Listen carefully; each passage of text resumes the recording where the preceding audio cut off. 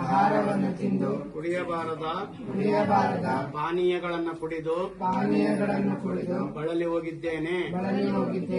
ಈಗ ನಿಮ್ಮ ಶರಣರ ಸಂಘದಲ್ಲಿ ಸೇರಿಸಿಕೊಂಡು ನನ್ನ ಜೀವನವನ್ನು ಪಾವನವನ್ನಾಗಿ ಮಾಡಿ ಧರ್ಮ ಮತ್ತು ಸಂಸ್ಕಾರದಿಂದ ನಡೆಯುವಂತೆ ಪ್ರೇರೇಪಿಸಬೇಕೆಂದು ಬೇಡಿಕೊಳ್ಳುತ್ತೇವೆ. ಕಟ್ಟೆಯಲ್ಲಿಟ್ಟು ಉದ್ದಕ್ಕೆ ನಮಸ್ಕಾರ ಮಾಡಿ, ದೀರ್ಘದಂಡ ನಮಸ್ಕಾರ ಮಾಡಿ.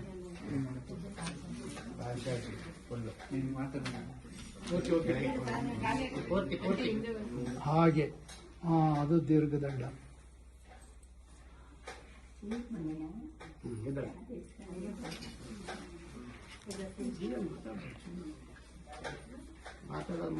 ಮಾತಾಡಿದ್ರೆ ಡಿಸ್ಟರ್ಬ್